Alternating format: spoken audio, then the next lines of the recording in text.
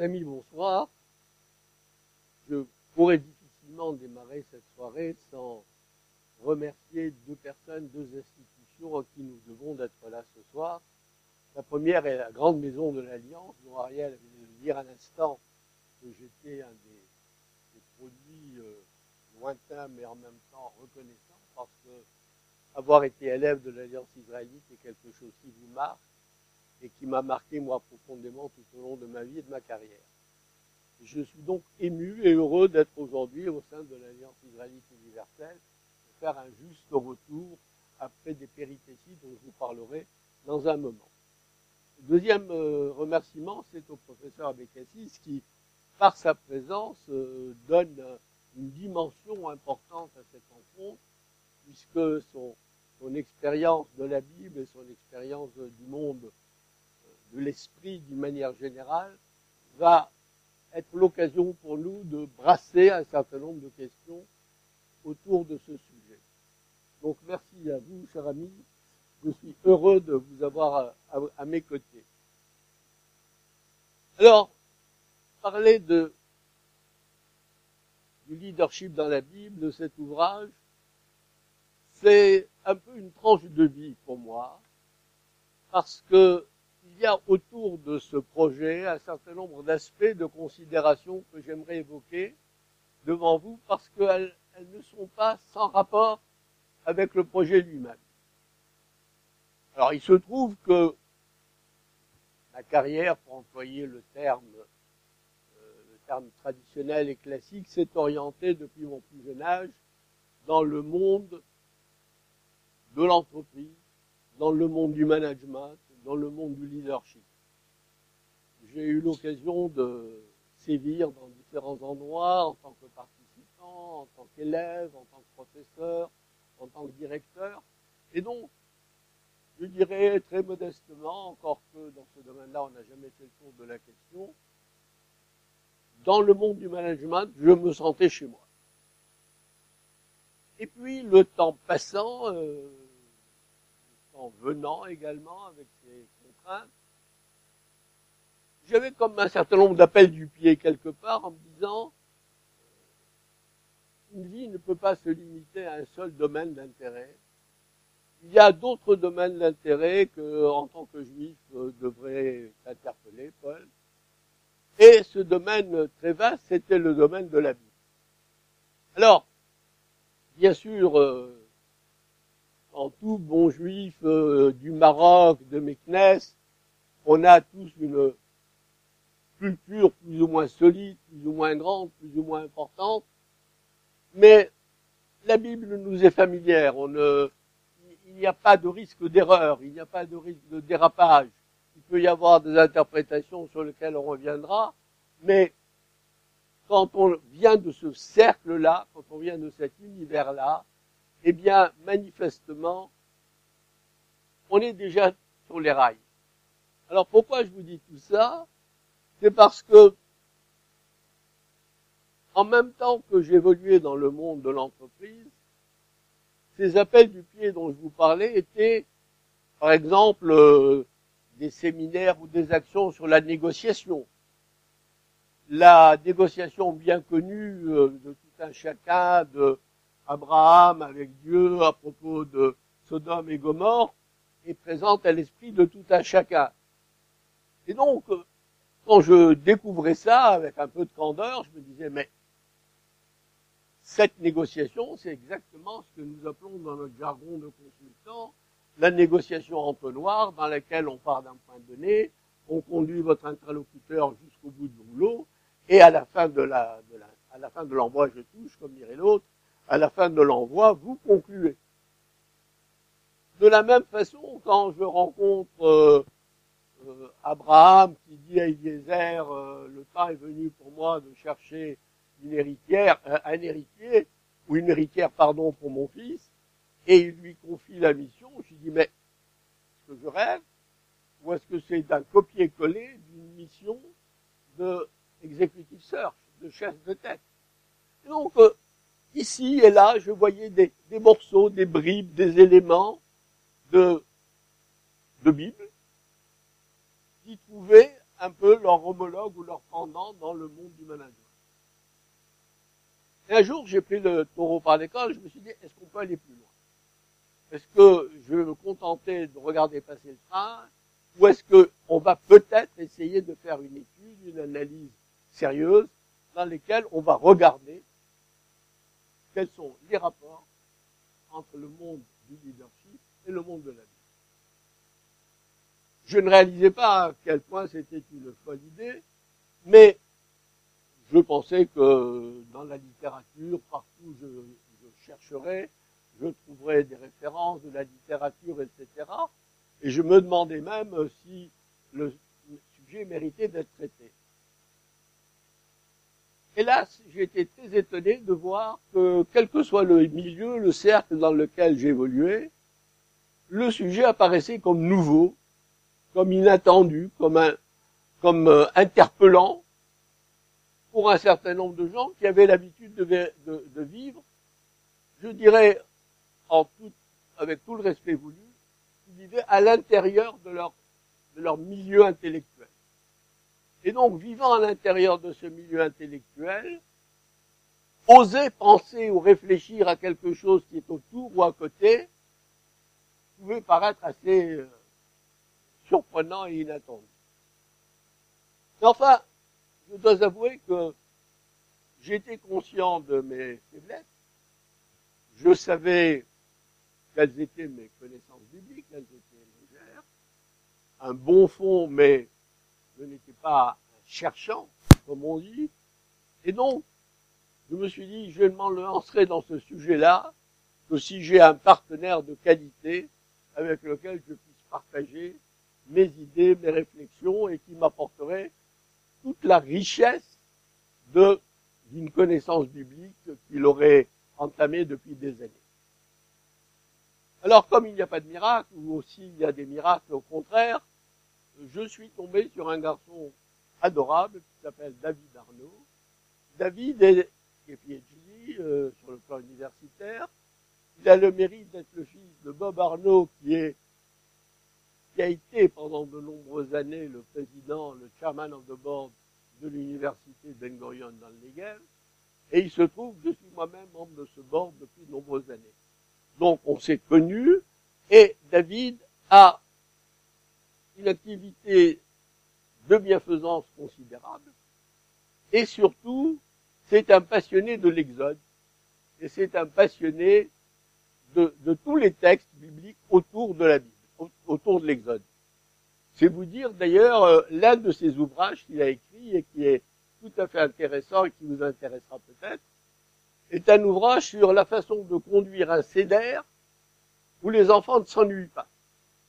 Parce qu'il avait fait cette analyse profonde qui est que le seder c'est charmant, votre épouse fera des préparatifs extraordinaires, mais la fatigue qui s'empare de tout le monde et des enfants au départ, en particulier, est telle que entre le return, je vais dire, sur l'investissement qui a été fait, et le résultat, c'est dommage.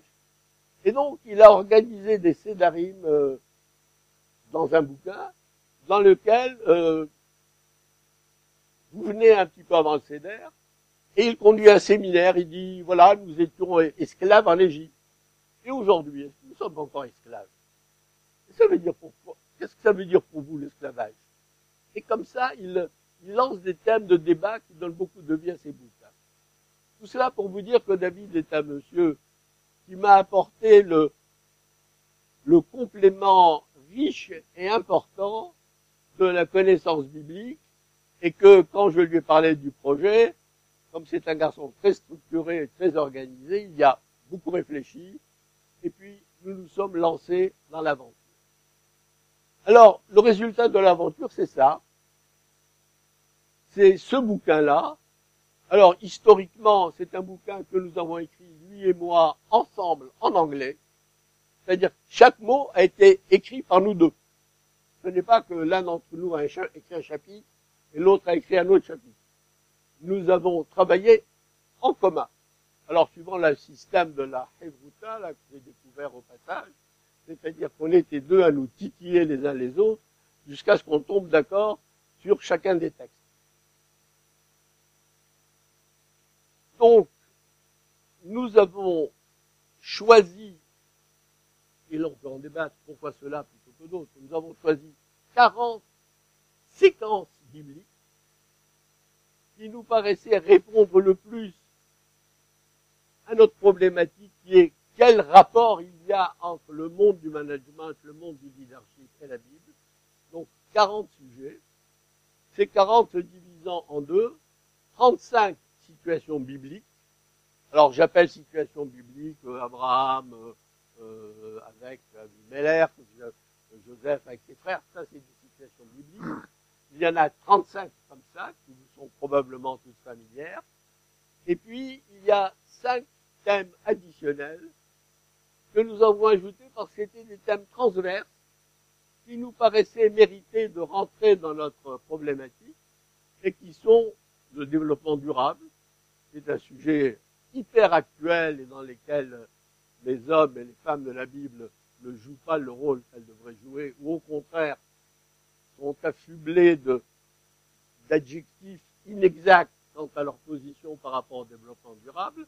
Donc on a voulu faire une espèce de manifeste en disant la Bible, c'est parce que vous croyez en matière de développement durable, parlons-en, mais en tout cas, ce n'est pas n'importe quoi, c'est au contraire du développement durable. Un autre thème était le temps. Bien sûr, le temps, le Shabbat et l'organisation du temps, c'est évident qu'elle traverse la Bible, mais on a, sur le temps, réfléchi sur un autre aspect qui était cet aspect tout à fait particulier qu'il y a dans la Bible du moment opportun. Là, il a, dans cette nuit-là, pas une autre. Et c'est à ce moment-là qu'il a dit. On a réfléchi sur cette notion de pourquoi à ce moment-là et pas un autre. Pourquoi la fille de Pharaon vient au bord de la rivière à ce moment-là. Et quelle importance ça, le à ce moment-là. Voilà. Nous avons pensé que c'était un éclairage original et qui, moi, m'interpellait parce que j'ai réfléchi longtemps sur ces questions-là. Et c'est un thème qui m'a interpellé. Le troisième, c'était le nom. Et le nom, la Bible est pleine de noms. On change de nom, on en ajoute, ça a un sens. Et donc, on a fait un lien rapide entre le monde du nom, nom N-O-M, et le monde des marques. Et pour conclure en disant que la marque Google aujourd'hui vaut, je ne sais plus, 90 milliards de dollars, enfin, chose de cette nature-là. Donc la marque avait une importance et la Bible nous avait déjà donné une indication. Et puis il y a deux autres thèmes sur lesquels je conclurai tout à l'heure, qui sont le thème de l'empathie et le thème de l'empowerment, c'est-à-dire de la prise de responsabilité, qui sont deux données fondamentales qui traversent la Bible et traversent le leadership d'une manière générale. Alors, encore un mot technique, si vous voulez, le bouquin se présente de la manière un peu, en tout respect, un peu comme la rédaction de la Bible, c'est-à-dire on part de la création du monde et on arrive à la mort de Moïse. C'est cela le contenu de notre travail, de cet endroit-là à cet endroit-là. Et chaque chapitre débute par le passage de la Bible qui correspond à la situation considérée, et il y a à côté notre commentaire. Alors, il est évident que c'est la porte ouverte à énormément d'interprétations, de discussions, que nous n'avons pas la prétention d'avoir épuisé le sujet, ni même d'avoir raison. Notre ambition modeste, c'est que ce livre soit entre les mains les plus nombreuses pour qu'il puisse faire l'objet d'échanges, de réflexions et de soirées comme celle-là. Voilà, mon cher professeur, la balle est dans votre camp. Oui, il y a une première, je dis mes impressions à la lecture du livre. Une première qualité de ce livre, c'est la rencontre entre un consultant en management avec beaucoup d'expérience et de compétences, un psychologue clinicien qui ont formé, comme vous l'avez dit, une chavruta. Je vous demanderai tout à l'heure comment l'accord a pu se faire. On ne voit pas très bien l'apport de chacun et comment le terrain du management a laissé place à un développement psychologique qui vient l'éclairer sur le plan individuel ou social. Je vous poserai cette question tout à l'heure. Ce qui est important ici, toujours pour appuyer sur cette qualité, vous appuyez sur la Bible pour éclairer les décideurs de notre siècle, comme le titre le montre, leadership dans la Bible. Le lecteur reçoit ainsi, c'est une très grande qualité aussi, une double leçon. Une leçon par laquelle il découvre les textes bibliques, peut-être qu'il ne les connaît pas, et il ne les connaît pas comme le sens vous l'interprétez, sur le plan de l'entreprise et de l'économie en général, mais il reçoit une deuxième leçon, la leçon sur l'enseignement sur le monde de l'économie et pas simplement sur les textes bibliques. Parce que vous le plongez, beaucoup plus vous faites beaucoup plus qu'une initiation, vous le plongez dans ce monde des problèmes posés par l'organisation d'une société sur un plan économique et pas seulement d'ailleurs. Il y a des nuances politiques, sociales, parfois psychologiques aussi. Et il faut signaler la maîtrise que vous avez les deux de la vie des organisations, et puis d'une part et des textes traditionnels, d'autre part et simplement la Bible. Vous vous référez à d'autres interprétations, appuyées sur d'autres citations que simplement la Bible. Et en somme, voilà l'idée, l'impression que j'ai, qui s'est confirmée au fur et à mesure des chapitres et même des pages. Vous inscrivez dans la voie tracée par nos rabbins quand ils interprètent la Torah dans le Talmud, à travers leurs commentaires de textes et de la Kabbalah. Et on appelle cette voie le Midrash. Et vous faites un Midrash de la Torah en sollicitant le texte biblique à partir de vos problèmes. Et ça, c'est quand même important. C'est l'impression que j'ai eu, moi, à la lecture du livre, confirmée de chapitre en chapitre. Vous parlez d'Abraham, et puis on attendrait un commentaire à la Rashi, à la Ramban, à la Rambam, les différents commentateurs. Et tout d'un coup, pam, vous sortez du texte, vous tirez du texte, vous ne sortez jamais du texte, vous tirez du texte les problèmes et les solutions possibles sur le plan du management. Ça n'a pas presque pas, à ma connaissance, ça n'a pas été fait dans la tradition. On a toujours on a des commentateurs sur le plan philosophique, sur le plan psychologique, un peu moins, sur le plan social, sur le plan politique, beaucoup moins aussi. C'est depuis 1948 qu'on a commencé à s'intéresser à la Torah sur le plan politique, mais sur le plan du management, ça c'est original. Votre livre se présente comme un midrash, encore une fois, qui sollicite le texte biblique à partir des problèmes posés par la course au leadership dans le monde économique, mais aussi psychologique, comme j'ai dit. Et vous montrez aussi, ça c'est une troisième qualité, le midrash ne se réduit pas à une recherche purement intellectuelle. Parce que, comme vous l'avez dit et répété, le midrash aide à prendre des décisions dans le domaine où on sollicite le texte biblique.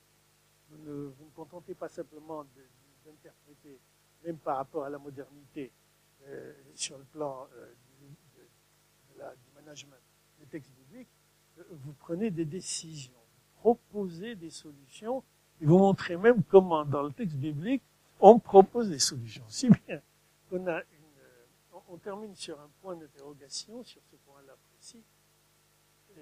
Est-ce que c'était dans le texte? Est-ce que ce que vous dites est dans le texte?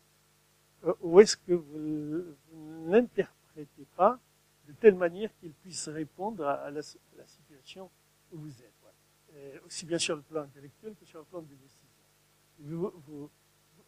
Vous faites allusion, vous développez même des situations auxquelles les entrepreneurs aujourd'hui, les décideurs sont confrontés chaque jour. Vous le faites avec élégance, style et également, et d'une manière lucide. Et puis, je donne simplement un exemple qui est livre, excusez-moi. C'est dans le 13, voilà. Par exemple, vous dites, vous pouvez vous représenter Abraham comme un patriarche prospère, un entrepreneur avec un allant extraordinaire. Oui, l'entrepreneur, on doit poser la question, hein, au-delà de toutes les qualités du livre que je viens de signaler. Il est autonome, c'est un agent du changement, constamment en mouvement, et s'adaptant à des situations en évolution. Abraham est motivé par sa vision. Abraham est un leader visionnaire.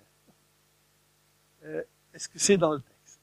Ou alors, comment vous greffez cette interprétation sur le texte si cette interprétation n'est pas dans le texte?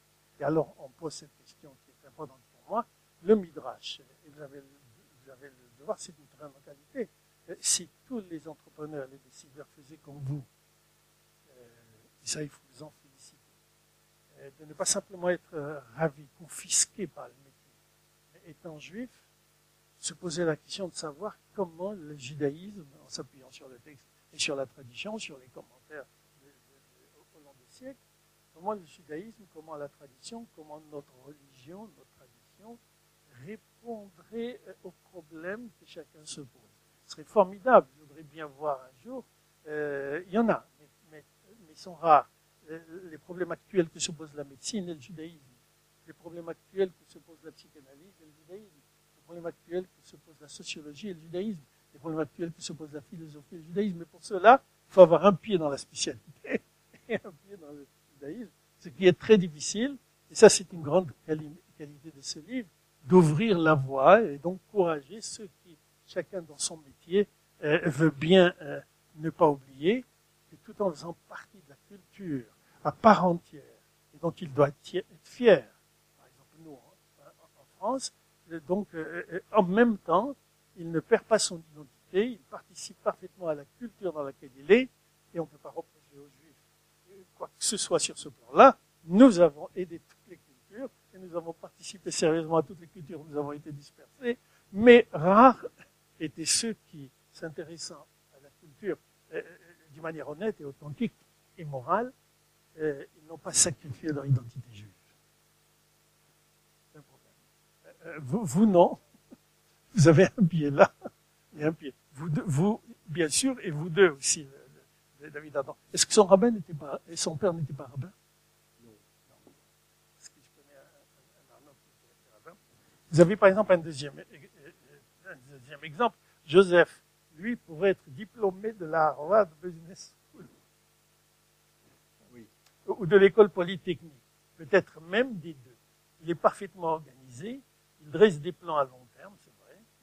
Il les exécute à la lettre. Il se base sur des prévisions minutieuses, mais sait adapter ses plans et ses actions à l'évolution de la situation. Il prend du plaisir dans l'action. C'est l'image de leader stratège. C'est vrai. Mais comment vous le tirez du texte?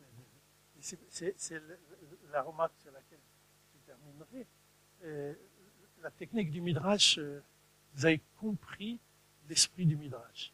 Et la technique du Midrash, c'est qu'une fois qu'on sollicite le texte, comme le font tous les rabbins, sollicite le texte à partir de la situation où on est, parce qu'on peut être juif de son temps, on peut être juif de son temps, est-ce que les interprétations qu'on fait sont ajoutées, ils ne sont pas dans le texte, ou l'interprétation consiste à chercher dans le texte le sens du texte. Le sens est-il dans le texte ou à l'extérieur du texte apporté par le lecteur?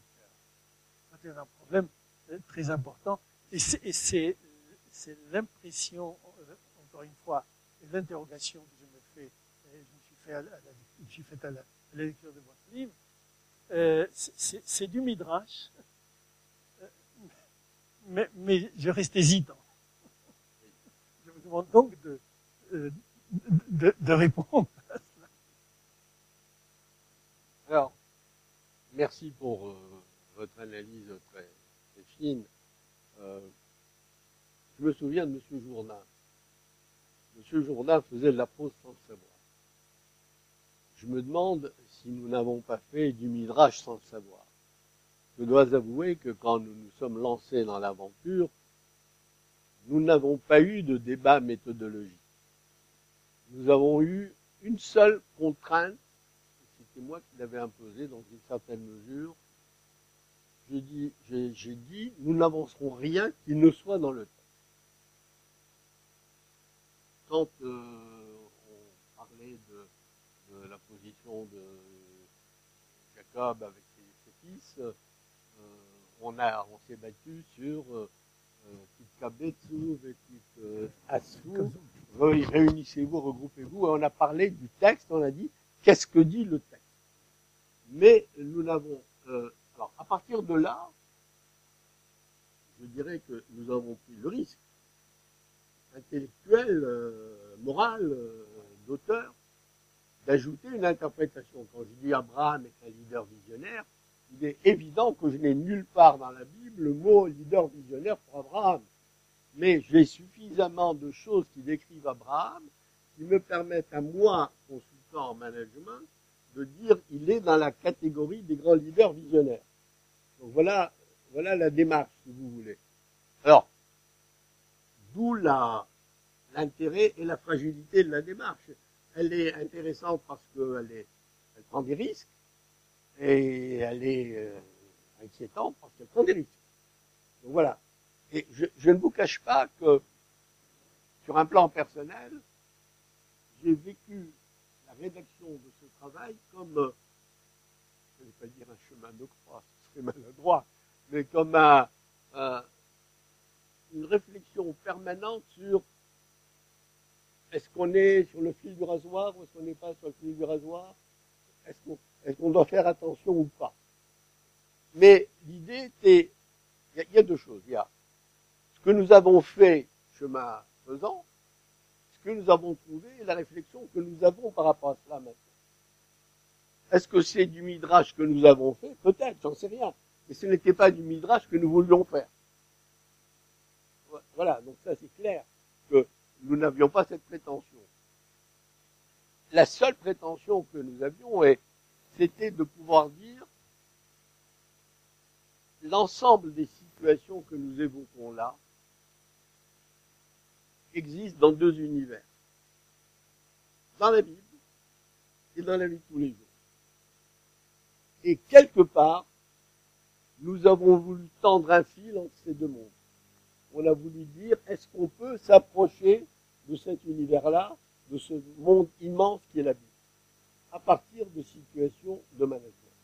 Donc voilà quelle était notre ambition. Alors, par ailleurs, maintenant, sur des questions plus pratiques, découverte des textes bibliques, oui, effectivement, ça peut être, il y a dans la lecture du livre suffisamment de textes bibliques pour celui qui n'aurait jamais lu la Bible, d'avoir un best-of de la Bible. Mais enfin, c'est pas le but de la démarche. Mais à la limite, pourquoi pas. Les apports de chacun, je dirais que chacun d'entre nous empiétait sur le domaine de l'autre, heureusement d'ailleurs. J'ai ma petite dose de psy et lui a sa petite dose de conseil en management. Nous deux, nous avons notre petite dose de Bible, mais lui, la sienne était plus grande que la mienne. Donc, on s'est très vite retrouvés travaillant sur les mêmes domaines parce qu'on se connaissait tellement bien et les sujets étaient tellement évoqués que personne ne se cachait derrière son autorité en disant « moi, le psy, je vous dis que… » Non. On examinait toutes les situations données sous l'angle psychologique, sous l'angle du management, etc. Maintenant, je ne sais pas, si vous le souhaitez, j'aimerais peut-être travailler à partir du texte, vous illustrer un exemple de comment nous avons travaillé, ce à quoi nous avons abouti, et puis peut-être que de là va jaillir un éclairage que vous nous donnerez, dont je suis preneur. Pourquoi? Parce que, et vous me le direz tout à l'heure, j'ai l'ambition d'aller plus loin. Donc voilà, donc l'idée est de dire, est-ce que vous souhaitez aller plus loin ou attention. Voilà, donc c'est ça l'idée. Alors, prenons un exemple qui est dans le bouquin. Je peux vous proposer un exemple? Bien sûr, bien sûr. Par exemple, Adam et Joker. Mais Adam et Ève... Alors prenons Caïn et Abel.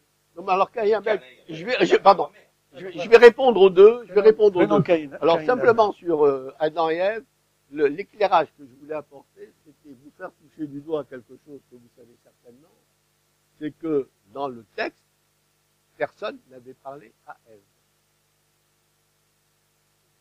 Donc se pose la question, qui a parlé à Ève?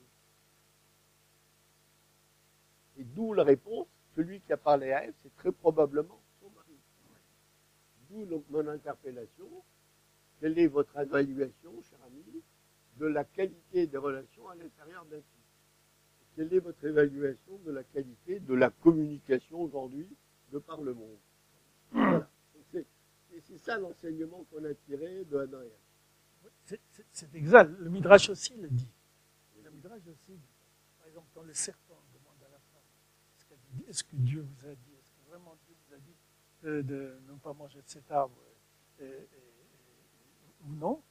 Et la femme lui répond non, de cet arbre-là, nous ne pouvons pas manger, de l'autre arbre, nous devons manger. Et le Midrash dit qu'il a dit à elle. Dieu n'a jamais parlé à elle. C'est donc ça ne peut être que le mari. On rejoint le Midrash. Oui, non, sur ce point-là, il n'y avait pas de on rejoint problème. le Midrash complètement. Mais c'est une autre question que je vais la dire. Alors le Midrash dit, mais cette fois-ci, en se fondant sur le texte. Vous avez eu la globalité du texte par rapport à la sollicitation de management, mais le Midrash va montrer cela en se fondant sur le texte. Il dit la preuve, ou le signe, c'est la preuve, que c'est le mari qui a mal transmis la loi à la femme, c'est que la femme a dit que Dieu a dit de ne pas manger et de ne pas toucher. Or, jamais Dieu n'a dit à l'homme de ne pas toucher. On peut toucher l'arbre de la connaissance. Le problème, c'est ne pas constituer son identité avec ce problème-là, c'est-à-dire s'identifier à l'arbre qui dit de lui-même ce que veut dire le bien, ce que veut dire le mal. Non, ça c'est Dieu qui le dit. Voilà, c'est cela qui est. Et donc le mari dit, alors ça c'est le commentaire encore du Midrash, c'est toujours comme ça le commentaire du commentaire du commentaire, on ne finira jamais.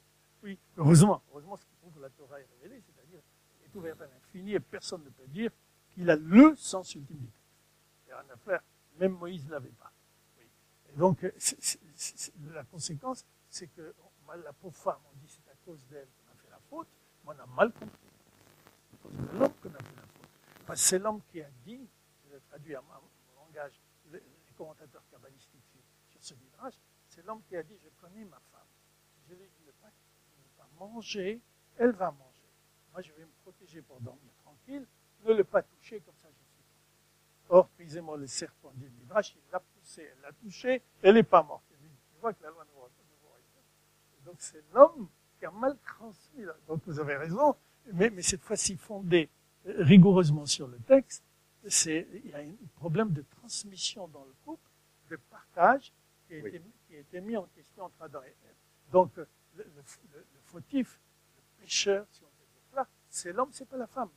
C'est l'homme qui l'a mis sur la voie. Et tout le monde continuera à dire, c'est la femme qui a donné la pomme, comme si la Torah avait parlé de la pomme. Ça n'intéresse pas la pomme. Le problème, c'est l'idée qu'il y a une limite et que l'homme est marqué par la finitude et qu'il ne peut pas, lui, être l'auteur du bien et du mal. Le bien et le mal sont transcendants et indépendants de lui. Et le bien est bien. C'est pas lui qui décide où est le bien. Mais il doit étudier pour savoir ce qu'est le bien, comment l'appliquer dans la situation où il est. C'est ce que fait le Talmud, c'est ce que font les commentateurs. Alors, c'est ce soubassement métaphysique qui m'a manqué. Oui, je comprends. Voilà. Je vais vous dire, la raison, c'est que nous étions beaucoup plus modestes dans notre ambition. Pour moi, l'ambition du chapitre sur Adam et Ève, tel que nous l'avons écrit, c'était pour souligner l'importance déterminante de la communication interpersonnelle. Voilà. C'était ce que nous voulions faire et nous voulions le démontrer par la Bible et dans la vie de tous les jours. Voilà. Nous n'avions pas la prétention de couvrir l'ensemble du sujet, mais on voulait que quand vous allez à l'hôpital, vous remarquez maintenant aujourd'hui comment ça se passe.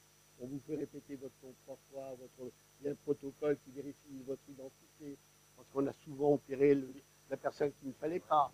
Dans la charge de la brigade légère, on tire à un endroit où les troupes n'étaient pas les bonnes et on tue les troupes parce que l'ordre avait été mal passé. Donc, c'est cette notion, je vais très modestement dire un peu ce qui m'est arrivé. Je voudrais qu'il arrive à ceux qui lisent le bouquin. De plus en plus, j'ai l'impression de vivre des situations bibliques. Mais ça, c'est dans la Bible. Je suis en train de vivre un truc qu'un tel a vécu. Alors, je vis ça concrètement et j'aimerais que le lecteur puisse se dire parfois, tiens, mais en fait, la Bible avait abordé ce sujet et elle avait apporté une réponse intéressante. Voilà. C'était ça notre ambition par rapport à cela. C'est ça le but du Midrash, actualiser le texte. C'est l'actualisation. Alors, maintenant, pour répondre à votre deuxième question, qui était Caïn et Abel. Alors là, je parle avec toutes les précautions possibles et imaginables, et en l'absence de l'autorisation de mon ami David, à qui je n'ai pas encore notifié une vision des choses. Mais voilà ce que je me permets de vous proposer. Quand vous lisez le texte, Ève dit « Kaniti Adam Yeloï ». Et puis j'ai continué à avoir des enfants et j'ai eu Rével. Alors, vous qui êtes un amoureux légitime du texte, Caïn, c'est quoi? C'est Hercule. Quand Ève dit j'ai eu un garçon avec Dieu, pour moi je le visionne comme dans un film de Cécile B2000, comme une espèce d'énorme personnage qui a pour lui la puissance, la virilité, etc.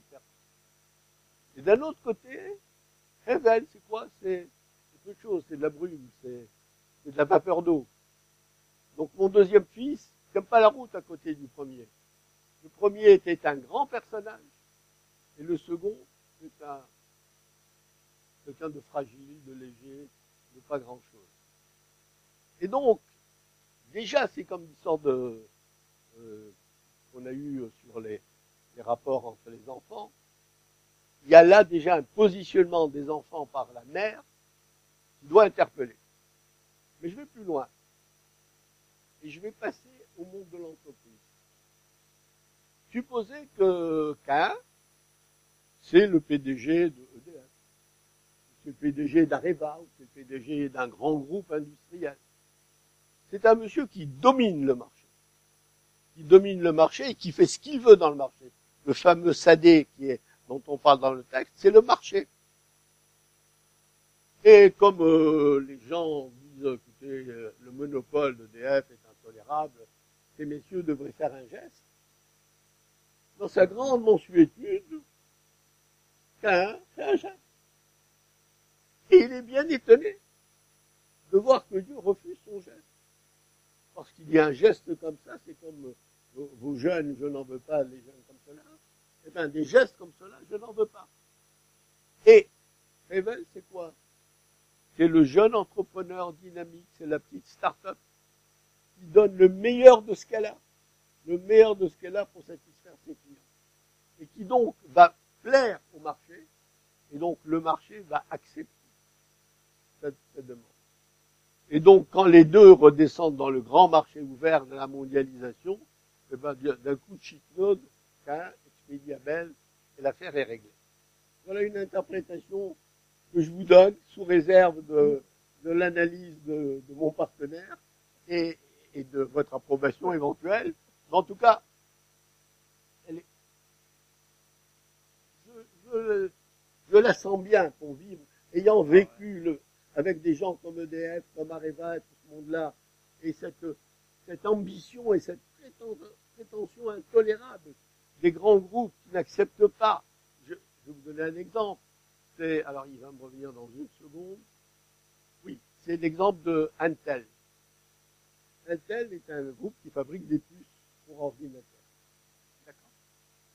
Il y a quelques années, Intel a fabriqué une puce pour ordinateur qui faisait une erreur de virgule tous les, tous les 10 ans. Il y avait une petite erreur dans la virgule. C'était 0,00000. professeur de mathématiques qui s'appelait, il a écrit un tel. Il lui a dit, je vous signale qu'il y a une petite erreur dans votre analyse. Non, non. La question. C'est pas possible. Le professeur en question a envoyé une lettre circulaire à tous les professeurs de mathématiques du concert, lesquels ont boycotté la fiche d'un tel. Un tel a perdu $1 milliard à cause de son agressivité pour avoir refusé de reconnaître quelque chose. Donc, pour moi, c'est biblique. Quand on est dans des situations pareilles et qu'on se drape dans son état d'esprit, dans sa mentalité, et qu'on refuse les réalités de l'économie, c'est biblique, voilà.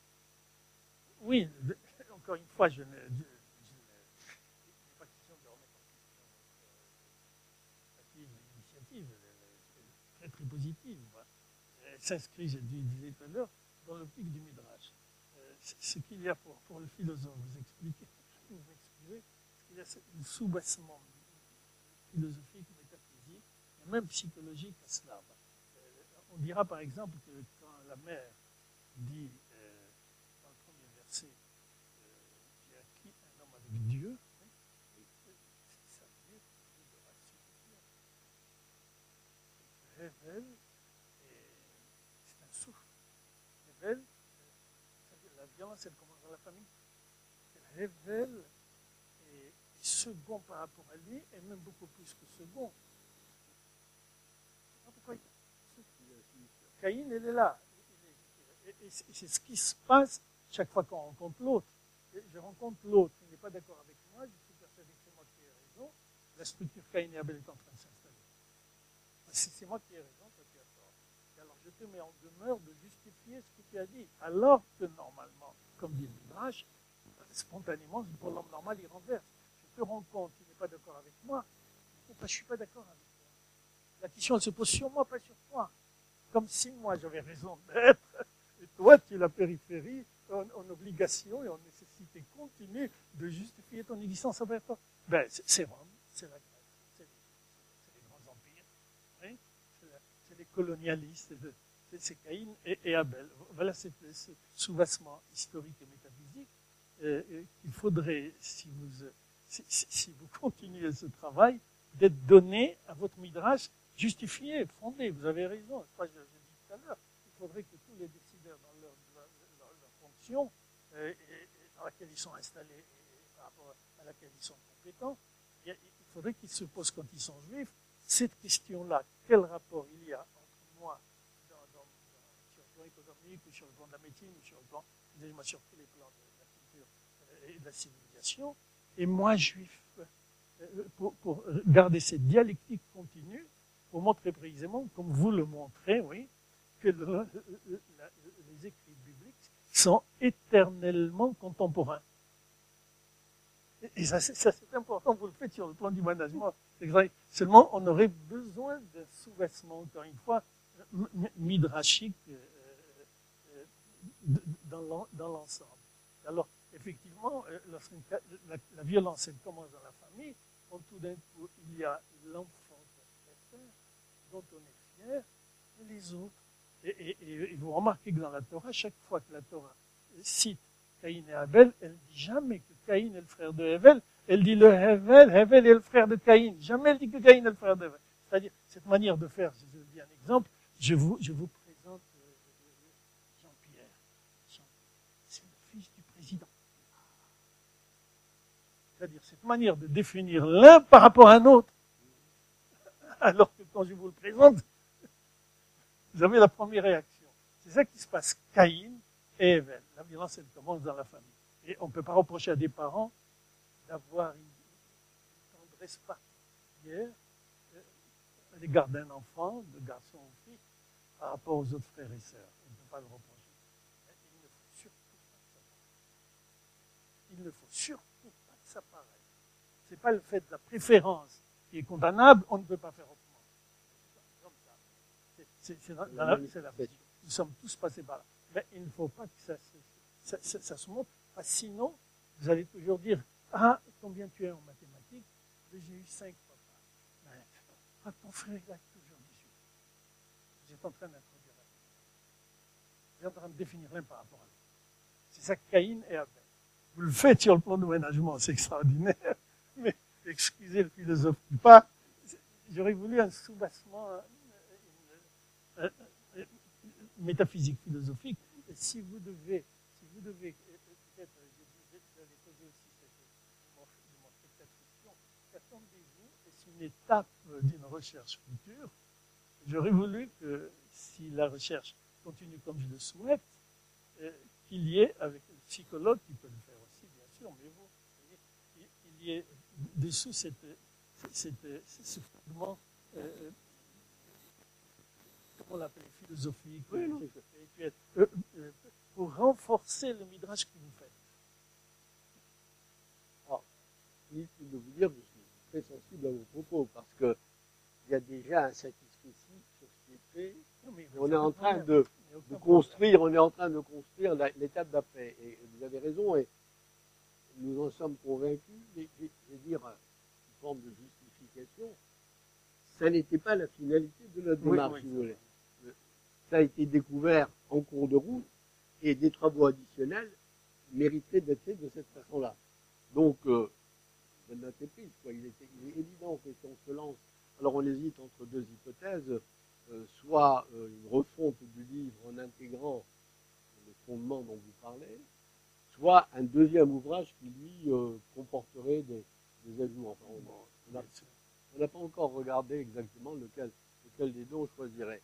Mais ce que je voulais vous dire et partager avec vous, c'est cette joie, je dirais, physique que l'on avait chaque fois qu'on avait l'impression d'avoir découvert un lien additionnel. Et comme ça, on en a un certain nombre, on peut les contester, on peut en discuter, mais je peux vous en soumettre un ou deux sur lesquels vous pourrez réagir. Il y en a un qui me pose problème, et je vous le livre si vous voulez, c'est celle du veau d'or. Le veau d'or, c'est le grand péché du peuple hébreu. Il l'a payé très cher. Mais en fait, quand on regarde ce qui s'est passé, qu'est-ce qui s'est passé? Le peuple juif a dit Naase venishma. Nous ferons et nous comprendrons. Et ils étaient émus, ils étaient en larmes, ils étaient en transe, ils étaient dans tous leurs états. On n'avait jamais vu le peuple aussi preneur, aussi fragilisé que le peuple juif au moment du don de la Torah, au moment où il dit Naase venishma. Et puis, il se passe une chose extraordinaire. Dieu appelle Moïse, et Moïse se rend vers Dieu pour recevoir les autres enseignements. Et, pardonnez-moi l'expression, il se retourne négligemment et dit, toi, Aaron, avec Hur, dont on ne sait pas très bien qui c'est, Aaron et Hur, s'il y a des problèmes de caractère administratif, vous vous en occupez. Et puis il s'en va. Alors, le consultant qui sommeille en moi a bondi quand il a vu une chose pareille.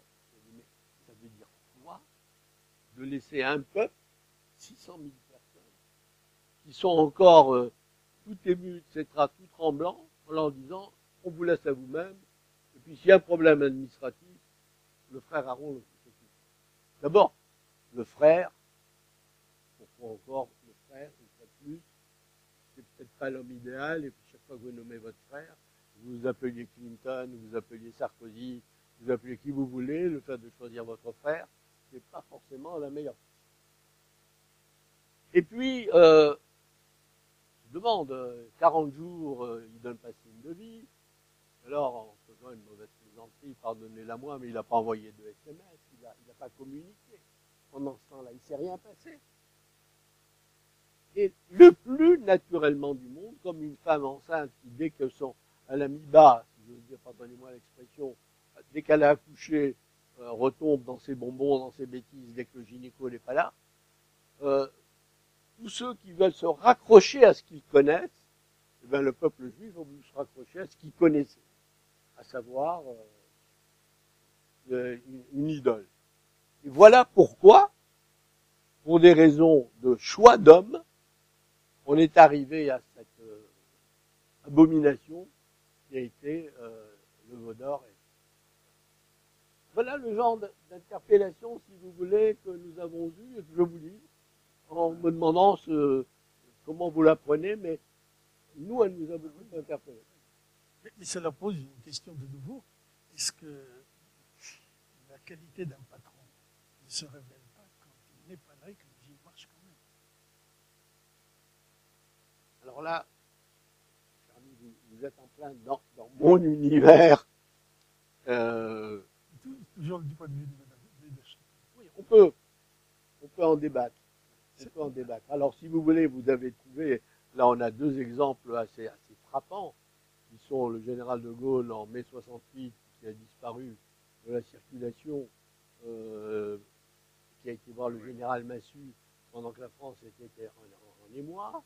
Il y a le gouverneur Bloomberg, non, le maire de New York, qui a disparu pendant le grand froid de New York, et où la ville de New York se demandait où était passé son maire. Et il y a quelques jours, le patron du groupe chinois qui possède le Club Med a disparu. On n'a pas su où il était passé. Et le fait que le patron ait disparu a fait plonger les actions en bourse en question. Donc, le français a horreur du vide, et le bon lecteur de la Bible aussi. Le vide managérial n'est pas une recommandation à notre part. C'est pourquoi le Midrash dit, d'ailleurs la Bible dit, Dieu interdit à Moïse d'entrer en Moïse, parce qu'il n'a pas réussi dans la fonction que Dieu lui avait confiée. En hébreu, il dit, vous n'avez pas réussi à sanctifier mon peuple, vous, toi et Aaron, vous mourrez dans le désert avec eux. Et donc, il y a cette faute grave de Moïse, c'est ça le veau d'or. Quand il n'est pas là, il court vers le veau d'or, c'est-à-dire il divinise le médiateur. Qu'est-ce qu'un bon rabbin? Qu'est-ce qu'un bon frère? Qu'est-ce qu'un bon enseignant? Qu'est-ce qu'un bon prêtre? Qu'est-ce qu'un bon pasteur? Qu'est-ce qu'un bon imam? C'est quand il n'est pas là, les choses marchent. C'est là qu'il vérifie, son message est passé. S'il n'est pas là, et que les enseignants ou les disciples, les élèves, les enfants font des fautes, ça veut dire qu'il n'a pas su transmettre. C'est ça que dit le Midrash par rapport à Moshe, vous n'avez pas réussi à sanctifier mon peuple. Je me demande, moi, la question, toujours ce soubassement. Est-ce que la tâche d'un rabbin, la tâche d'un maître, n'est pas d'apprendre à son élève, de le faire apprendre l'enfant et la mère à se passer de lui. Il y en a qui n'arrivent pas à se passer de l'enfant. Ils ont besoin toujours de se mettre pour leur indiquer la voie. Ça veut dire que la transmission, c'est mal fait. Le maître n'était pas capable de renforcer la volonté de l'élève à devenir maître à son tour et à pouvoir se passer de lui. Sinon, comment l'histoire va progresser? Si l'élève ne fait que répéter le maître, il stagne. Il se balance sur place au lieu de faire avancer l'histoire. Il faut donc que l'élève, il faut donc que l'enfant puisse ajouter à ce que ses parents lui donnent. Mais pour cela, il faut que les parents donnent le courage à l'enfant de se passer d'eux. Ça ne veut pas dire que le respect et l'amour vont manquer. Non, c'est simplement enlever de l'enfant cette culpabilité inconsciente qu'il a. Il voit que lui, il tend vers la vie, à 15 ans, 20 ans, il est en train de se développer. Pendant ce temps-là, les parents sont en train d'aller dans la tombe. Et c'est un problème très difficile sur le plan psychologique. Il faut que les parents veillent à cela. Et ça, on l'apprend du Midrash. Il faut que l'enfant puisse voler de ses propres ailes, mais en maintenant le respect et l'amour qu'il a pour les parents, il n'y a pas de doute là-dessus. C'est ça qui s'est passé avec le veau d'or. Les goyim ont retenu l'or, alors que le problème c'était le veau. C'était pas l'or. Le problème c'était le veau, et puis on a retenu l'or. Vous voulez intervenir? Oui, maintenant c'est à vous.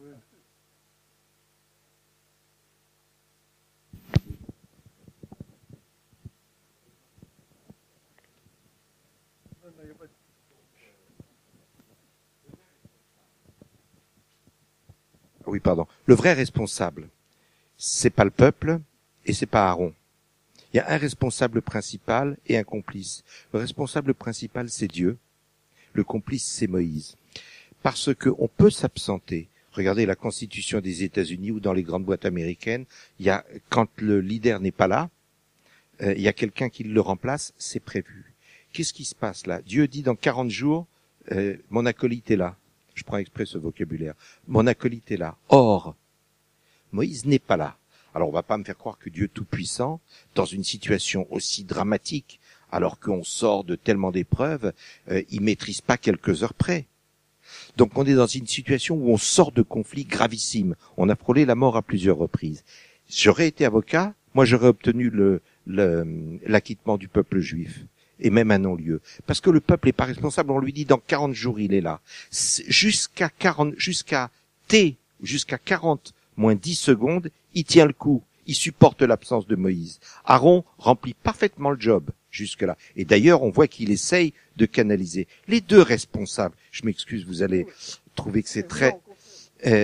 c'est Dieu qui tient pas sa parole. C'est Moïse qui, voyant que Dieu tient pas sa parole, il aurait pu lui dire, comme a dit Abraham à l'autre, il lui a dit, attends, 50, 40, 20, 10, 30, il négocie. Là, qu'est-ce qu'il fait Moïse? Il voit qu'il est en retard. Moi, quand je suis en retard, je me dépêche, je préviens mes enfants, je préviens n'importe qui. Moïse, il fait rien. C'est ça, le drame. La faute, elle est, je m'excuse, ça va vous sembler irrespectueux, elle est dans Dieu et elle est dans Moïse. Aucune mesure n'a été prise. Quand Reagan a été blessé, mais immédiatement on a pris la suite. Alors maintenant, si vous me permettez, juste une petite remarque, j'ai adoré votre approche. Je pense également que le judaïsme, à condition de triturer les textes, est l'ancêtre du siècle des Lumières. Un des plus beaux textes de la littérature française, c'est le salut de Condorcet. Tiens, je perds ma mémoire. Le fameux texte, peu importe, de Condorcet. C'est l'héritier de tu aimeras ton prochain comme toi-même. Et vous avez employé le mot management. Et j'adore votre approche, mais réellement j'aime bien ces liens, ces passages où on doit se triturer l'esprit pour arriver à quelque chose. On arrive à la même chose avec la politique. Ce qu'il y a de passionnant, c'est que je comprends votre approche avec le Midrash. Montaigne disait « Les choses ne sont pas plus à qui les a dites en premier qu'à qui les a dites en second. L'essentiel est d'avoir compris la substantifique moelle. » Or, qui a utilisé le premier dans la langue française le mot management? C'est Molière. Il faut mesnager, c'est-à-dire ménager. C'est l'ancêtre du mot management. Et qu'est-ce que ça veut dire management? Ça veut dire, alors il y a deux choses. La présente et la certaine, c'est toujours la dernière, ou la dernière et la présente est toujours la certaine. Et ça veut dire s'occuper des autres. C'est ça la grande de ce que j'ai pris de votre texte, le management, et de la Bible et de ce que vous nous avez appris et de ce qu'on a entendu l'autre jour avec Michael à Neuilly. C'est ça la très grande leçon. Je me soucie des autres. Et comme a dit Rosan Vallon, ce sont des économiseurs de confiance. Et dans une entreprise, à part chez les Viettes ou chez les Coréens, si on ne se préoccupe pas de l'autre, si on ne ménage pas l'autre, sa dignité, ses besoins, sa joie de travailler, c'est ça aussi le management. On va pas très loin. Et là, c'est la leçon de la quasi-totalité des épisodes de la Bible. J'espère que j'ai pas été trop irrespectueux. Non, pas du tout. Je vais simplement répondre à la manière du Midrash, à la question que vous avez posée. Lorsque Dieu était en train de dicter la Torah là-haut à Moïse, et qu'il était en train... Oui, et que Moïse était en train d'écrire, il y a deux midrashim. Un premier midrash qui dit chaque matin, Dieu demandait à Moïse ce qu'ils avaient fait la veille. Et Moïse lui disait, on a écrit 3 chapitres, bon pas. Et Dieu lui dit, comment je t'ai demandé de l'interpréter pour mon peuple? Moïse lui dit, j'ai oublié. Et Moïse et Dieu réinterprétaient. Arrivé au 40e jour, il lui dit, qu'est-ce qu'on a fait hier? Moïse dit, ça y est, on a terminé toute la Torah, les 5 livres. Il dit, comment je t'ai dit de les interpréter? Et Moïse répond, j'ai oublié. Il dit, Dieu qui répond, tu as très très bien fait. Descends, donne la Torah à mon peuple, tu verras qu'il se débrouillera. Ça, c'est du point de vue de l'interprétation infinie et de la liberté de l'interprétation, c'est quand même extraordinaire ce que porte ici ce midrash. Et puis l'autre exemple aussi pour répondre à l'idée que Dieu ment ou c'est de sa faute, si vous voulez plus précisément, non. Pendant que Dieu dictait la Torah, le 40e jour, donc à quelques heures près, Dieu voit, parce qu'il est là-haut, il voit tout, il voit qu'il était en train de danser autour du veau d'or. Et Dieu dit à Moïse, descends, car ton peuple a fauté. Et les rabbins se posent la question de savoir comment il dit ton peuple. Alors ils vont transformer ça en dialogue entre Moïse et Dieu. Et Moïse dit à Dieu, alors ça c'est les rabbins qui mettent ce dialogue dans la bouche de Dieu, de Moïse. Dieu dit à Dieu, tiens, quand ce peuple est bien, tu dis ton, c'est moi. Et quand tu fais une faute, tu me dis ton peuple. Qu'est-ce que ça signifie? Les rabbins rappellent, toujours avec le midrash et en serrant le texte, toujours pas l'interprétation, ils lisent que Moïse, Dieu avait dit au buisson ardent, tu vas libérer mon peuple, c'est-à-dire les descendants d'Abraham, Isaac et Jacob. Moïse a libéré tous les esclaves, qu'ils aient été hébreux ou pas. Et c'est ces esclaves non hébreux que Moïse a libérés qui ont fait la faute du veau d'or et qui ont entraîné le peuple d'Israël à cela. Et c'est pourquoi Dieu dit à Moïse, ton peuple, qu'est-ce que ça nous dit aujourd'hui, du point de vue général et pas simplement du point de vue management? Ça veut dire que nous sommes dans cette dialectique entre être juif et s'ouvrir aux autres. Le Messie ne vient pas pour le peuple juif seul. S'il vient pour le peuple juif seul, qu'il reste là où il est. Ouais. Ça c'est clair. Et donc, il faut s'ouvrir. Il faut que dans cette dialectique entre les cultures où je suis et mon identité juive, nous puissions ensemble, au sein de l'humanité, enfin faire une société plus juste, plus paisible, pleine d'amour, d'égalité, enfin toutes les valeurs morales. Le risque, c'est l'assimilation. Le risque aussi, c'est les nations qui viennent s'ajouter à nous et auxquelles on s'ouvre et on risque de s'assimiler à leur culture. C'est ça la faute du veau d'or. Parce que pour l'Égyptien, l'assimilation, c'était l'Égypte. Et l'Égypte, c'est-à-dire le vol, l'idolâtrie également. Et c'est ça que dit Dieu à Moïse. C'est ton peuple.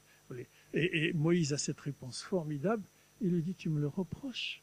Tu me le reproches, mais tu veux sauver simplement les Hébreux. Mais les autres aussi souffraient de l'esclavage. Et c'est comme ça que Moïse a obtenu le pardon. Il y a des questions là. Des questions là.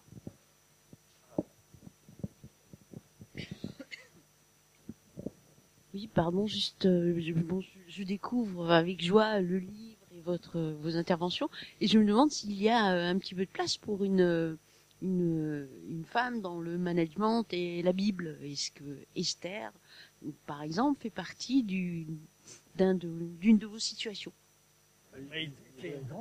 Vous le lirez, une grande place aux femmes. Oui, alors, la réponse est la suivante. Oui, il y a une place aux femmes. Alors, je vais vous dire même laquelle, si vous voulez. On aurait pu choisir l'une des matriarches. Chacune d'entre elles a ses mérites. Sarah, Rivka, Léa, Rachel. Chacune a ses mérites et il y en a d'autres ensuite qui sont venus. Mais à dessein, j'ai proposé de choisir un personnage qui ne soit pas juif. Et on a pris comme personnage la fille de Pharaon, qui est celle grâce à qui Moïse a existé. Et la fille de Pharaon, dans le portrait qu'on en fait, est l'illustration d'un leadership de très, très, très, très grande qualité. Elle prend des risques, elle fait attention aux détails, elle prend des responsabilités immédiates, elle fait preuve de compassion. Tout ça, ce sont les qualités. Elle ne fait pas attention à l'origine ethnique du bébé qui est là. Et même si elle sait que c'est un juif ou elle le soupçonne d'être juif, ça ne l'empêche pas de venir.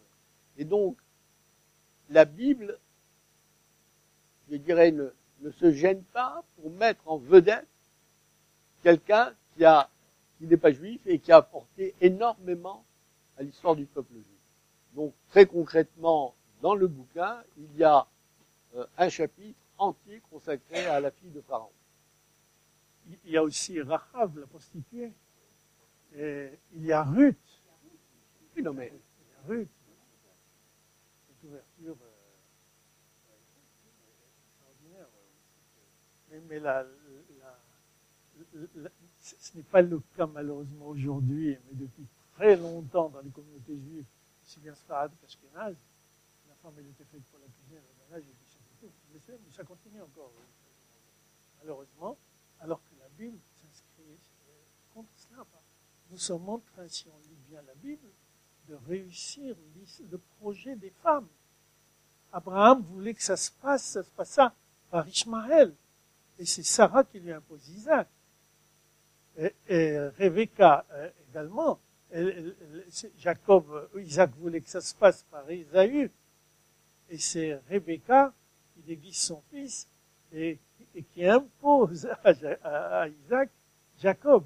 Et ainsi de suite. C'est grâce à Myriam. La mère était partie. Quand ils ont posé le petit Moïse, dans son Moïse, au bord, dans le delta, un affluent du Nil, Myriam est restée surveillée son fils, alors que la mère était partie. C'est grâce à Myriam.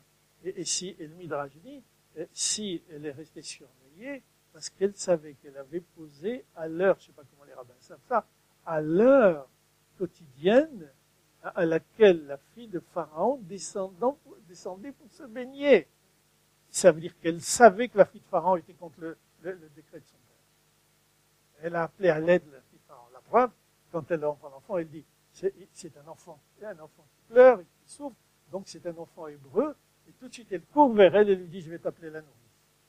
Ça veut dire que s'il n'y avait pas, et c'est le Talmud qui dit ça, c'est extraordinaire, dans plusieurs pages, il décrit cela du point de vue du Midrash, il dit que s'il n'y avait pas dans la cour de Pharaon, avec à la tête la fille de Pharaon elle-même, c'est pourquoi on l'appelle Bathia, la fille de Dieu, en hébreu, avec à la tête la fille de Pharaon, un groupe qui était contre la décision du demi-génocide de Pharaon, eh bien Moïse ne serait pas né. Et c'est ça, c'est pourquoi du Midrash, Myriam est restée pour voir ce qui allait advenir si la fille de Pharaon allait se baisser, comme ça que Moïse a été sauvé grâce à une Hébreu et à une Égyptienne.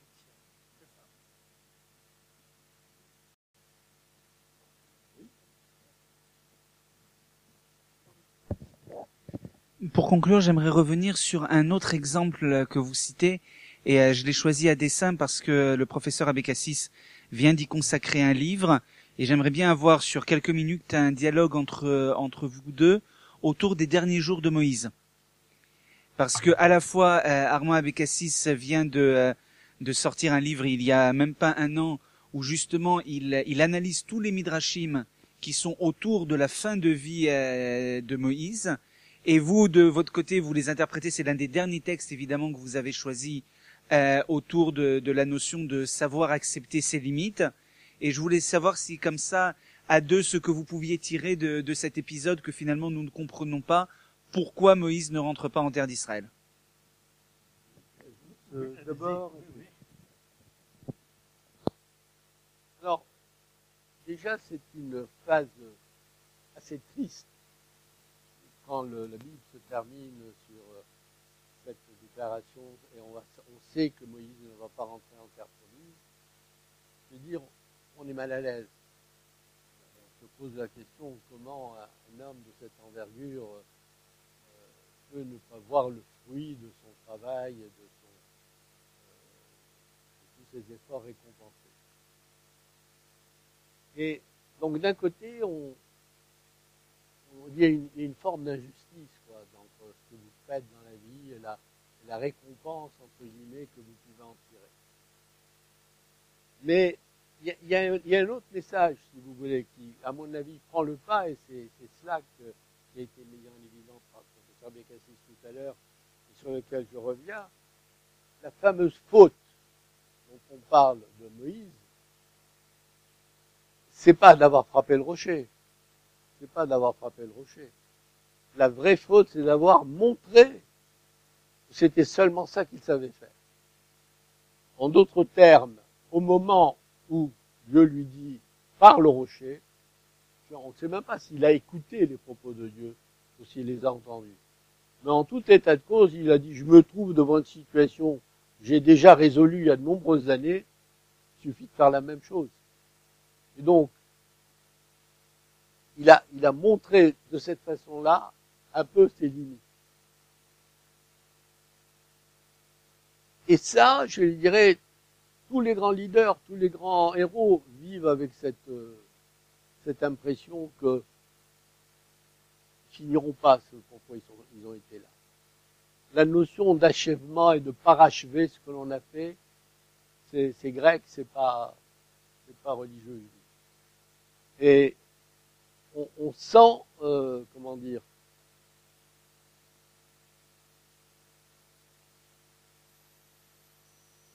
le mot m'échappe, mais je suis mieux, oui, je voulais donner l'exemple qu'on cite ici du grand, comment s'appelle-t-il, le grand Martin Luther King, oui. L'exemple de Martin Luther King, qui, comme un pressentiment incroyable, la veille du jour où il a été assassiné, a tenu un discours à ses troupes en leur disant « Nous sommes arrivés en terre promise, je ne la verrai pas avec vous. Oui, je suis pour la longévité, mais il faut savoir comprendre et partir. Mais en tout cas, aujourd'hui, je suis heureux parce que je sais que ce pourquoi je me suis battu va se réaliser. » C'est ce qui s'est vu pour Moïse. La satisfaction n'a pas été de rentrer en terre promise. Sa satisfaction a été de savoir que ce pourquoi il s'était battu va se faire. Et donc, ça met en évidence quelle est l'importance de la réussite dans la vie. Est-ce que vous en attendez la décoration ou est-ce que vous en attendez la satisfaction de savoir que ce que vous avez fait tenait la route? Oui,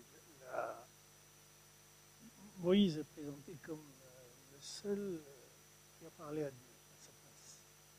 C'est pourquoi la Torah dit « Comme Moïse en Israël, il n'y en aura pas ».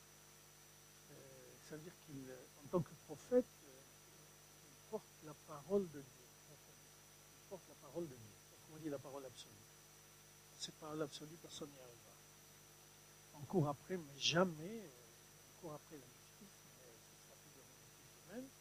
Jamais la justice telle qu'elle est, c'est-à-dire la parole de Dieu, la justice telle qu'elle est, la paix telle qu'elle est, l'égalité telle qu'elle est, l'amour tel qu'il est, jamais il descendra sur terre. C'est des paroles de Dieu, elles sont absolues. Dieu est absolu, donc une manière religieuse de dire que cette parole est absolue, et cette parole donc ne descendra jamais sur terre. Sinon, ça veut dire que nous deviendrions de Dieu. C'est ce qui nous sépare du christianisme. Jamais un homme ne peut prétendre d'incarner la valeur divine telle qu'elle est, c'est-à-dire ne peut pas se faire Dieu. Et c'est pourquoi Moïse ne pouvait pas entrer. Pourquoi? Parce que ce qui va avec la parole de Dieu, le modèle jamais atteint, c'est la justice, c'est la rigueur. Moïse était l'homme de la rigueur. C'est un Lévi. C'est un Lévi. Et la tribu de Lévi dans la Torah est présentée, c'est pourquoi il est au temple, elle est présentée, et on tire les prêtres de la tribu de Lévi, et la tribu de Lévi est présentée comme la tribu de la justice et de la rigueur. Regardez ce que Moïse dit de la tribu de Lévi à la fin de la bénédiction qu'il donne avant de mourir. Ils sont capables de quitter père et mère. Jésus l'a dit à un moment donné aussi. Il n'est pas capable de quitter père et mère, ne peut pas me suivre. Non, Moïse portant la parole en tant que prophète, la parole de Dieu absolue, elle ne peut pas se réaliser. Et ce qu'il dit au buisson ardent, il dit, j'ai la parole lourde, je ne suis pas circoncis des lèvres, je ne sais pas comment faire descendre la parole absolue dans la réalité. C'est pourquoi Dieu lui dit, il y a ton frère Aaron, le prêtre, lui dit la parole absolue, et lui sait comment l'humaniser, la faire descendre. C'est pourquoi Moïse entre dans les midrashim du Yossi d'ailleurs, ne pouvait pas entrer en terre promise par l'idéal qu'il portait et qui était impossible à réaliser. Et c'est dans ce sens-là, par exemple, que beaucoup de rabbins ne comprennent pas cela, que Dieu dit que la misva, c'est la loi telle que Dieu l'a dit, elle est inscrite. tu feras ça, tu ne feras pas ça, tu feras ça comme ça, à ce moment-là. Ça, c'est l'absolu, c'est la mitzvah. Mais personne ne peut prétendre incarner la mitzvah. C'est pourquoi il faut des spécialistes, les rabbins, les prêtres, qui puissent interpréter la mitzvah pour l'humaniser et la rendre halakha. Et la halakha, c'est pas la mitzvah. Moïse ne savait pas passer de la mitzvah à la halakha. Qu'est-ce qu'il aurait fait en terre d'Israël? C'est impossible. Il aurait tué tout le monde. Là, la rigueur, il était insupportable. Et même, à un moment donné, j'aime beaucoup citer ce midrash qui me touche, qui m'émeut parce qu'il est très actuel. Moïse lui dit, bon, je n'entre pas d'accord, mais tu m'as dit de rapporter les ossements de Joseph d'Égypte pour les enterrer. Alors moi aussi, je veux que mes ossements entrent. Dieu qui lui répond, je me rends compte ce qu'ils vont faire autour de la terre. Je vais aller en Israël aujourd'hui pour voir ce qu'on fait autour de la terre. Midrash du IIIe siècle. Un rabbin a pensé cela en mettant ça dans la bouche de Dieu. Tu te rends compte ce qu'ils vont faire autour de la terre. Et ça, c'est un midrash extraordinaire, très émouvant. Ça veut dire que si Moïse était entré en terre sainte, il aurait été divinisé. Et personne ne l'aurait. Et c'est un peu pour nous, du point de vue rabbinique, d'une manière générale, la distance qui nous sépare, l'abîme qui nous sépare du christianisme, c'est qu'un homme puisse être considéré comme Dieu. L'homme restera homme, on est frappé par la similitude. Nous courons après ce que nous raterons toujours, mais nous ne pouvons pas ne pas courir après ce que nous raterons toujours. Juifs, nous essayons de l'être. Israël, nous essayons de l'être. Sacrifier, qui nous est demandé. Essayer de porter la parole absolue, mais d'une manière humaine, en l'humanisant. C'est-à-dire viser et rater toujours. On vise très très loin, nous les Juifs, mais on rate parce qu'on est conscient, parce qu'on veut rater, on ne veut pas arriver. Le premier qui arrive, voilà, il faut s'éloigner de lui. Bien. Professeur, merci mille fois pour vos propos. Je voudrais conclure en deux mots, si vous voulez, qui eux-mêmes sont peut-être la source de débats très riches. Premièrement, le peuple juif a toujours trouvé les leaders qui lui étaient nécessaires pour la mission qui lui a été assignée. Et donc, depuis la création du monde jusqu'à aujourd'hui, on a eu des leaders de styles différents, avec des compétences différentes, avec des comportements, des péripéties différentes, mais ils avaient à aller dans le sens de la mission que Dieu voulait leur assigner, et ils l'ont fait. Et si on devait dire quelles sont les qualités que l'on doit trouver ou que l'on trouve chez nos grands leaders, et quand je dis leaders, c'est aussi bien les grands prophètes que les grands leaders, c'est deux qualités sur lesquelles j'aimerais revenir, et qui sont d'un côté l'empathie. Et ça, on n'en parlera jamais assez, parce que c'est la chose la plus difficile à manifester, à prouver, à démontrer. Et ce que nous vivons aujourd'hui à travers le monde est l'illustration de l'absence totale d'empathie du monde, et que je crois que David a dû le compter, mais l'amour du prochain est cité au moins 36 fois dans la Bible. On m'a dit que c'était de cet ordre-là. Et donc, c'est dire l'importance qu'on lui accorde. Et le deuxième, qui nous distingue encore du monde chrétien, c'est la prise de responsabilité ou l'octroi de la responsabilité à chacun d'entre nous ici présents pour s'assumer en tant que juif. Toutes les consignes, toutes les instructions, toutes les ordres qui sont donnés sont vus à travers le fait que nous sommes mis en mesure de faire, et c'est à nous de choisir ce qu'il y a lieu de faire. Donc, j'ai mis devant toi la vie et la mort, choisis la vie. J'ai mis devant toi le bien et le mal, choisis le bien. Et j'espère que nous y contribuerons tous, les uns et les autres, à la mesure de nos compétences et de notre bonne volonté.